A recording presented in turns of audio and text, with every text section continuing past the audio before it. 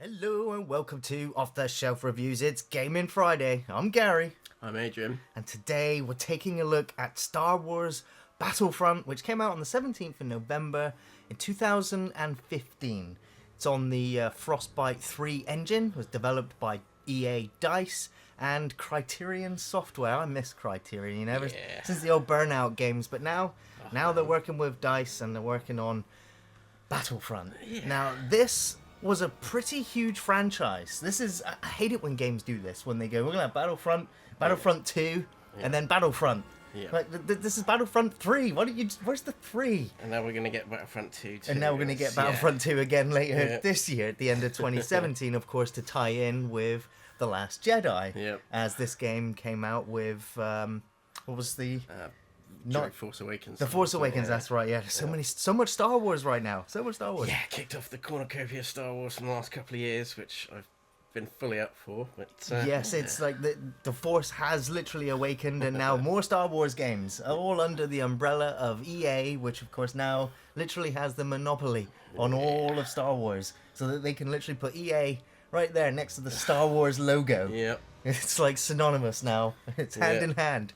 So this game was available on the PS4, the Xbox One, and on the PC. And at the day of release, I remember being staggered yet again at the price tag that this game came with for a full purchase of £110.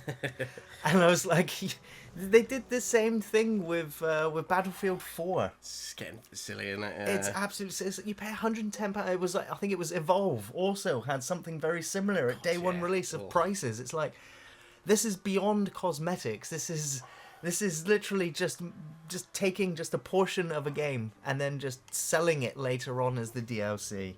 That's it. I mean, obviously everyone's always like, oh, there wasn't this, there wasn't that. Well, there's no campaign, and others argue, oh, Galactic Conquest wasn't really a campaign, but fair enough. But it was still very enjoyable. I remember playing that for. Battlefront forever, 2 back in, I think it was 2005, so 10 years ago, and that was Pandemic Studios and Savage Entertainment. And they had space battles and Galactic Conquest. They had lots more bots running around on the levels, and and the AI was fun. Sometimes it was a bit stupid, but there was a lot to it. It covered the original trilogy and the prequel trilogy.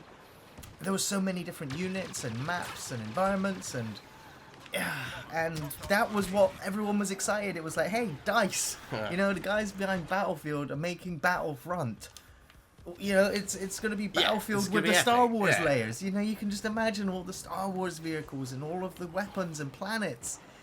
And then for your £110 price tag, you got 4 maps to begin with. It was a shame. I mean, a friend of mine back home, and I was living up in Bristol, like, if we had a spare hour or so, we would chuck on Battlefront 1 or 2, still get the old dust off the PlayStation 2, get the 2 pads on, and, co-op against bots for a good few hours, and we would hit that for years and years. I think this was just 2006, so we were still playing it. Yeah, so just a year afterwards as well. That game held its reputation. It's perhaps, Battlefront 2 is perhaps the best, or if not one of the best Star Wars games ever made. It's great.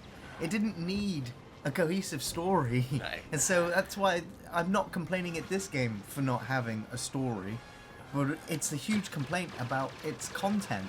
Now, of course, this game's been out for nearly 2 years, and they have, of course, released the entire season pass's worth of content, including the Death Star. And you'd just think, wouldn't you, in a Star Wars game, the Death Star would be in there. Are you kidding me? Yeah. And you got to pay an extra £15-20 if you want to do a series of skirmishes and battles on the Death Star. I mean, I was day one, and just the basic edition. Yeah. But 2 years down the line, I've still not bought the season pass, and which is a shame. I mean, I put it back on. I hadn't played it for about a year. I put it back on the week. Thought, right, I'll have another go at it, and after about an hour or so, I was just like, oh yeah, I kind of remember why I stopped playing. It was just the lack of content, and I mean, the main reason I went back on it was during December, the Scarif map came out, and it was free to download, and I thought, oh, okay, I'll get that. I never really got around to playing it much, and I thought, oh, I'll put it back on and have a go at that. I never really got around to playing it, and then only to discover it had then been locked out from a season pass. So I could download it, and I think it was like a 2-week trial it or must play have on been, it. yeah, which I didn't It realise. was probably while Rogue One was in cinemas, Yeah. just to tie in with the film, and just to tease you with some DLC, because this is the content that you want. And you know, when this game came out, I think Halo 5 was out, and I think one of the Call of Duties was out. And you look at the content in those games, and then compare it to Star Wars, and you can just see that it is just not there. Yeah. It's and so it is a game that really is style over substance, and so kind of ranted about all of the disappointing things about this game. It's because we were so excited about it, and as you said, the amount of time playing Battlefront 2 to come into this game expecting so much for the next generation of consoles, it just didn't happen. Yeah. But what we did get is perhaps one of the best looking Star Wars games ever made. It's gorgeous. I mean, I played the beta with Hoff, which may have made me sick of Hoff when the main game came out, but it was amazing. It was the first couple of months of playing this. I had a good sort of group of mates playing it on the regular, and it was amazing. Like getting amazed by how great it all looked, and walking through legs as everything's exploding, and the amazing explosions, the beautiful sounds, the thermal imploder for one being possibly one of the best sound effects in a computer game I've ever heard. Yeah, it's just that bit of technical sci-fi-ish explosive, and it sounds like it's breaking the sound barriers. It explodes. Amazing. And playing now, you've got stuff blowing up and stuff. It's amazing. It's very cinematic, isn't it? And absolutely. totally immersive. It's it absolutely nails feeling like you are in a battle in Star Wars. Yeah. And that I love. And so I avoided this game when it came out. I was looking at the content that was in it. I was like, I'm not paying that much money for it. I'm kind of not feeling the Star Wars right now. Sure. And so I skipped it. And now it's been a few years later, and I picked up the game, I think, for like £10 in the sale. Nice. And it's okay. I'm like... I saw you playing it, and I thought, oh yeah, I'll play some Star Wars Battlefront. Oh, as to say, I've been playing this game totally on my own. Yeah. And I've not spoken to anybody else in the game. This game doesn't really promote team play. It really is a run and gun for yourself. Yeah. And I do love the fact that half the time you just see stormtroopers running around the corner into enemy fire, or you see a bunch of stormtroopers all firing at a target and missing horrifically. I'm just like, that really nails it. Yeah, authentic. It is really frantic, and it is actually quite exciting. Yeah. Especially when you're a rebel and you're seeing these AT-ATs or AT-ATs just coming at you, and you feel the might of the Empire crushing you. Yeah. I really epic. like that. What I also really like is that, well, I like it. I kind of put it down as it being quite thematic. Is that the Empire tends to win again and again and again, and it's only a few times where I've been on a really strong, cohesive rebel team that's actually been able to bring down the AT-ATs, and I'm like, what, I don't mind if the Empire wins more than their share. Sure, yeah. It kind of makes the rebel victories that extra bit sweeter. Extra tasty, yeah. I remember playing with beta, and quite a lot of people saying, oh, I never see the rebels win, but I also saw the rebels win quite catastrophically over the Empire, sort of really destroying them. But again, it's the server you're in, I guess. It's hopping around and having that great couple of games, and then obviously loads of people drop out, and then you're just kind of stuck in this server that's just not really going anywhere, and you haven't really got a squad to take with you. Yeah. You've got your partner start like there, but partner starts all well and good, but it does work to an extent. I mean, half the time, I mean, sometimes you can't spawn on them if they're directly in combat. Yeah. It's very similar to spawning on allies in Battlefield. Yeah. Which I always understood that, like, well, if you have a squad and you're talking to each other, you can all help spawn in when needed. I would like the choice, to be honest. If there's a firefight going on and it looks like my partner's in trouble, I would like to be able to spawn on him and give him that chance of, we could fight through this. But no, you're just going to have to wait until he falls back or dies or spawn somewhere randomly. Yeah. And that always kind of feels like it breaks the flow of combat a little bit. It's, It does, but it's like sometimes you can spawn very quickly right back into combat. Yeah. And then you also get absolute idiots that play the game that wander off far, far away from where the actual combat is, and you've spawned on them. Yeah. And then your sorry ass has got to hightail it all the way back to the combat zone, in which case the battlefield sort of changed somewhat. Yeah. So you are relying on people being competent as well. I was listening to the Jonocast the other day, and they were having a chat about Battlefront and the worlds of Battlefront and stuff like that. And one of the guys brought up a good point of he'd say, we're all pushing up the left, we're having a massive firefight on the left, and it's all kicking off, and then you die, and then your only option is to spawn on the right. So you'll go up the right, you're pushing up the right, and then you die, and then your only option is to spawn on the left, and it just breaks that flow occasionally, and it's a shame, you're really on a street, you're loving it, things are exploding, you've got 10, 15 stormtroopers with you, and it feels like, yeah, let's do this, and then, damn, I'm out, I can't get straight back in there, my partner's under fire, so, no, out. Yeah, you just gotta wait around. Yeah. So one of the things that game also was fairly critical, content in terms of levels just been stripped away, but there's no class system. Yeah. I think there was about 11 or 12 weapons, firearms, when the game originally launched. Yeah. So for me, there was only one that I liked and stuck with that pretty much.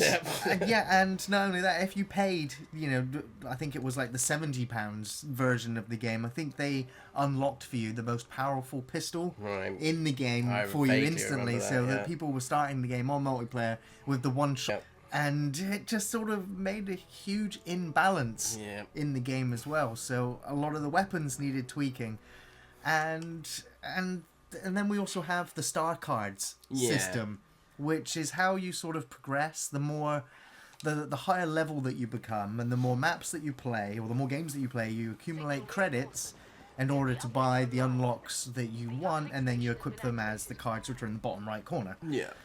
It's kind of fine, but there's not a lot there. There's not a lot there, especially when you look at something like Battlefield, and you see all of the impressive array of weapons, and Star Wars itself has a huge array of weapons in its world, and it's not quite reflected here. Wow. Jedi Luke. Nice. Now I've got to say, in all the time I've played the game, I've not once been a hero yet. That's it. So. Way to rush go. For the icons. And talking about being incredibly imbalanced, if you're a stormtrooper or if you're a rebel and you come, you're shooting in a firefight, you kill 3 stormtroopers, and then Darth Vader comes around the corner, you are screwed. There's no getting away from it. You can fire a few shots at him and he might just repel the shots back at you and kill you. You'll often not do what I do, and let's just run away. And then he'll just choke slam you, force choke you, and that's it. You're just insta-dead, just like that. It was like that poor guy. You just say, it's Luke Skywalker, run! Yeah. Dead. I mean, I've had some epic hero runs along with the beta and stuff like that, and it is great when you finally find that icon that hasn't been already stolen by someone camping it, and it's great fun, but it's just, oh god, you're gonna die. Boba Fett is a bit crazy. I mean, I haven't played it for a while. I don't know if they've nerfed him, but if some people were Boba Fett, they'll just get like 30 to 60 kills in a game and not die once. That's it. They just know how to use that hero. Now, granted, if you are shooting at an enemy hero, if you damage them, you do at least gain some points. Yeah. So you are kind of credited in some way. But often or not, if you see a Jedi or a Sith coming at you, you're done. You're gonna die. This is so cool to watch as well. Run. And this game is visually stunning. It's visually amazing. And the sound design, it's all of the sounds you'd come to expect from Star Wars, and in full surround sound, it is amazing in that accomplishment. So, the no class system, the simplified nature of it, there to basically appeal to a much wider audience. It's a much more casual sort of target, isn't it? Yeah. It is, and that is how, as you have already described the game, and as how I'm already feeling about the game, is that it's fun to play for about an hour. Yeah. It's fun to play in between other games. Yeah. Just for a refreshing change of scenery, and just because it is so gorgeous to look at. Yeah. But I often find that with with movies with great action sequences and there being no story or nothing really to bind it together. Yeah. You know, endless combat and action sequences, it runs its course. It's, you know, you can only have so much eye candy before you need the main course. And I mean, like I say, Galactic Conquest wasn't the be-all and end-all of campaigns, not at all, but at least it felt like you had a stake in somewhat something. narrative It was to built it. Yeah. into it, yeah, and it was good fun, and this is just I spawned in, I play some Star Wars, which, you know, great, but I don't feel very involved in it. It's just, you know, another round of possibly winning or possibly dying as the rebels, and, you know, having that great streak, having a great team with you, or just, you know, instant kill every time. The only time I've finished in the top of the leaderboards was literally when I was defending as a rebel, defending one of those terminals, and I'd laid down an anti-personnel turret, and literally I just camped on it the whole time and ranked up like 20 odd kills before a rogue grenade finally bounced at my feet and killed me. Yeah. But it's like those are the moments that make you feel epic. Otherwise, you are just kind of running, and then it's like, oh, I'm being airstriked. Oh, been shot by the AT-AT. But like I said, I don't play this game seriously because I'm not playing it with anybody. This is a switch-off kind of game where it's not so much of I kind of have fun with it. Yeah. Which is it's good in that sense, but it's also a disappointment in that it doesn't have the longevity or the depth of a full-on Battlefield game that's going to keep me coming back, like the Galactic Conquest, or more space battles, or with all of that content being locked behind DLC. So they have sort of announced the trailer for Battlefront 2. Yeah. And your thoughts on it? You excited for the next one? Are you going to fork out the money again for the next one? I'm a sucker. I love Star Wars. There's so much Star Wars going on, and I probably will be getting this. Yes. The fact that it's got a campaign on it is great. I'd love to see what they do with that. The amount of eras they're going to have in it. I mean, obviously details are still quite light on the ground. Yeah. But I'm in, you know. I'm in Star Wars, and unfortunately they've got me by the balls. So yeah, I'm up for it. You're the most diehard Star Wars fan that I know. Yeah. And you know, I liked the sort of, again, much more cinematic trailer to it. Looks like there's a lot more characters. The next game should be covering all 3 eras of Star Wars, which again, it's pushing all the right buttons. Oh my god, through the legs! I don't know. Running. So yeah, I mean, I'm up for it. There's lots of nice little Easter eggs going on in that trailer. There's there's a big fan of some of the Fantasy Flight board games. The main ship that the enemies are going to be carrying along is, you know, a ship that FFG had designed for their board game, which is awesome to see. Nice. You know, it's becoming part of canon, and it's really cool to see stuff like that. Oh god! You're just bracing yourself as Darth Vader's Oh god! So yeah, it's nice to see them all tying everything together, and it's all very a cohesive Disney push forward, which is great. But yeah, they have got a bit of a monopoly. It's cool to see there might be a bit more content going on this time. I mean, yeah, I'm not sure what's going to be happening with classes. This game, I think, suffered a lot from not being able to choose that specific class. You know, like all the varieties of clone trooper you had. You know, your sniper trooper. My favourite was the commando trooper with the pistol and the pretty much unlimited jetpack, which would refuel, but it was still a lot more. Yes, I've got a jetpack than a, you know, quick blast of it. Yeah. Oh, die, Darth Vader, you son of a... Oh, it's a friendly one, right. Yeah. But even still this wants stuff, to make you run. That in half, when I first saw an orbital strike, great, you know. Yeah. Visually brilliant. But, yeah. It does, like I said, it does wear off. So, I mean, the next game still looks visually stunning. Again, it's keeping the same bar. Yeah. It just needs more content and perhaps more game modes. Now, the only game mode that I've considered even playing on this game is the mode that you're playing now, which is the Walker Assault. The Epic Walker There Assault, is Supremacy, which is sort of an interesting mode. And there's also Heroes versus Heroes. And, you know, within the DLC there are, you know, almost space battles. Yeah, that felt odd. There was no straight-up space battle straight away. There was fighter battles in orbit. Yeah.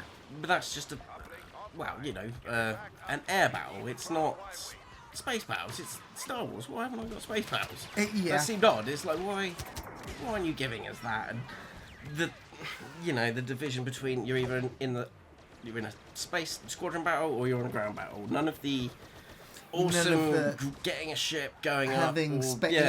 In sort of space battles occurring outside of giant space, the Death Star Destroyers, battles going on inside those where you can get into a spaceship, fly out, have an orbital flight and come down and then join the ground fight. You just want something on that scale. That's it. I mean, I remember seeing the early footage of Star Wars Battlefront 3 years ago, and then obviously got canned when Free Radical went down the pan and stuff. Yeah. But it looked like more of what I wanted, grabbing that ship from the hangar and then going outside and having a fight outside in a space battle, which is great. That's Star Wars. So it's fine if they populate it with bots as well. I mean, I guess I praise this game for its 40-player 20 versus 20 game mode. The maps are fairly large, but it always feels like it's a lot heavier populated than it appears. Yeah. And that is because of the rapid respawn rate, which I like. It keeps people coming straight back into the battle. Yep. And I like the pacing of the combat. I think you're kind of, once you're dead, it is fairly quickly to get straight back into it. Yeah.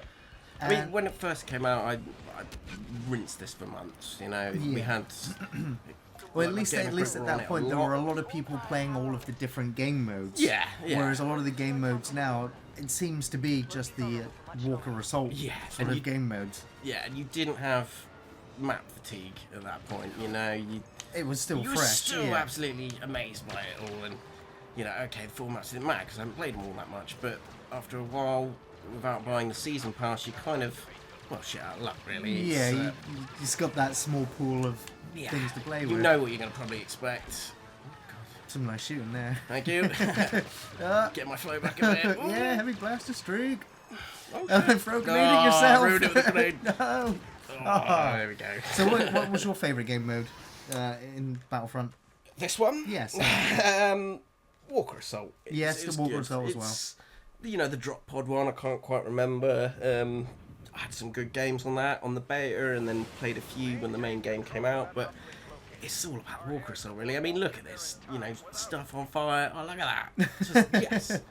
Awesome. And yes, the population seems heavy, it doesn't seem like you're lacking for action. There's always something going on, but at the end of the day, it all kind of starts to feel a bit hollow. I was obsessed with it for months, like I say, but then having stepped away from it for a bit and then coming back to it, it kind of made me realise, oh yeah, it was not much to it, was there? I remembered why I kind of stopped playing this, and which is a shame. And hopes for the next one. I really hope that content is there, and I hope that campaign is good fun. And there being a bit more of a narrative to it rather than just casual pick up and play, there we go. I would hate to feel like the Battlefront is going to become an almost like the yearly cycle. I don't think it'll be every year, but every 2 years, the next Battlefront game, just to keep up with the latest Star Wars movies. That would suck if they start franchising it and get Call of Duty fatigue with it, and if go that way, but then as long as the next one is just a full solid experience, which depending on what they're going to do with its expansions, if they're going to take the Titanfall route with it, or Titanfall 2, where there's no sort of season pass, they're just going to keep adding maps and content. This is that's about as much as you could expect. Yeah, I mean, I was playing the old games for years, with my brother, with my mate, like I said, on his PS2. It's just, let's have an hour on Battlefront. Brilliant. Just laughing all the way. So would you recommend this game now, 2017, on a budget? Would you buy it in the sale at £10? Would you recommend it now? It's worth it for a tenner. Yeah, definitely. I would have a go for a tenner. I mean, I was day one there. I was waiting for this game. I loved it. Ultimately felt it was a bit hollow and shied away from it. But I think for a tenner, And if you like Star Wars, do it. But if you're not keen on season passes and having to get everything to take that Darth Vader.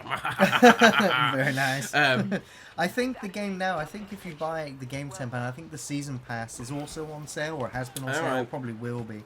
If not, I think it's down to about £20 Yeah. instead of the ridiculous £50 that it was upon release. God, yeah.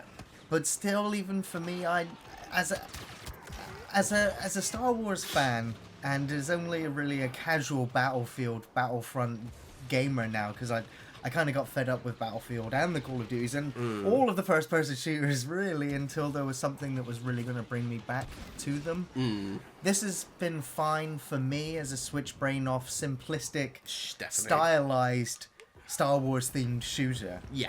Which doesn't require much thinking, and I've not really got to the Jabba bounty hunter missions, which is basically just extra challenges to do during each of the levels. Yeah. I gave up very quickly on the very repetitive earn stars by killing so many people and collecting golden tags throughout the mission. I kind of was like, I'm not doing any of this. Yeah. I'm just going to keep playing some multiplayer until I'm bored or I found the next first-person shooter that's just going to keep my interest for an hour or so every other time in between games. But yeah, so I would recommend it on a sale. And if you are a fan of Star Wars and you were, a big fan of Battlefront like me and skipped it, again, if it's on sale, it's not the Battlefront that we want. No. But it's a good tide over. Yeah, it's it's popcorn blockbuster of a video game, really. Yeah. I mean, if you have backseat gamers as well, though, and they just kind of like, if you're playing something, you've got guests around. Yeah.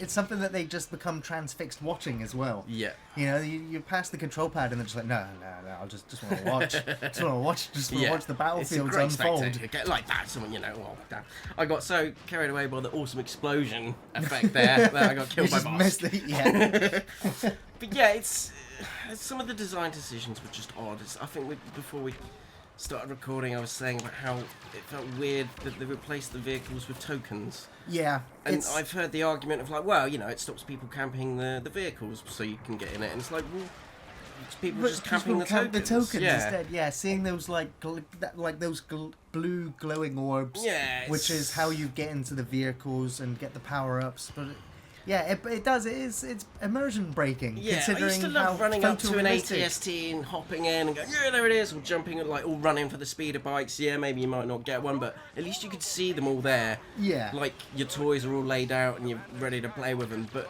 now you've just got glowing orbs, and it's slightly immersion breaking, which is a shame. It's still frustrating because people will learn the placements of these and immediately just go for them straight away. I've tried so many times at the start of a map, just like, quickly spawn me in, I want to start. Yeah. Because I want to be the first one running out the gate to try and find a power-up. Yeah. To make the game exciting. Yeah. And, so a little bit frustrating in that regard, but I have had fun playing it in the short amount of time, and I'm going to continue playing it probably until the release of the next one, but it's not going to be a day one purchase. I'm going to have to wait and see, despite how exciting it does look. Yeah, I sound slightly jaded because it is 2 years later, and I'm slightly bored of the game now. And like I said, I haven't gone for the season pass content, so I haven't got much of that game to it. I've got this Graveyard of the Giants extra map, but the rest of it, I refuse to pay more so I can get my whole game. And I hear people joke about this game being the beta for the next one, which it kind of does feel like. Yeah. And I've heard rumblings that they may not do a season pass next time, which is great. I will see what they do instead. But when it first came out, I was mesmerised. I absolutely loved it. I had my surround sound headphones on, just up all night, blaster playing going, through it, just rocking the sounds of Hoth as I'm running through the trenches, and it was absolutely incredible. I felt I was there, and it was great. And the other maps are great. Some of them absolutely beautiful. Some can be a bit choke pointy, which was a shame. But there was more often than not times where I would stop, take a screenshot, or turn off the dash HUD menu items and then just run around and take some screenshots for those first couple of weeks and set them as my Facebook cover because this is amazing. I'm on Hoth. Oh my god, there's an walking through, explosions going off, the great sound design. So for tenner, definitely pick it up. It's worth a shot. But just the split of the player base and just locking that content off, and the sheer amount of content we had in Battlefield 1 and 2 on the older gen, it was just It just, yeah. It was hard to get bored with. There was too many maps to get bored, and it was, like I say, the map fatigue did not sink in for a long time on that game. Yeah. My brother and I absolutely loved it, and, you know, we'd get on that co-op and just set the bots going, and that was it. We didn't really have the online at that point, and we would just love it. You know, we'd play for hours and hours with just the bots and just drink it in. It was a solidly built game. Yeah, built to last. Yeah. Well, that's going to bring us to the end of this week's episode. I just want to say thanks for watching, everyone. Thanks for listening. We'll be back next Friday with another video game. Of course, film reviews on Thursdays. You can find us on Facebook, on Twitter, and on Patreon. Thanks again, everyone. See you next time. See you later.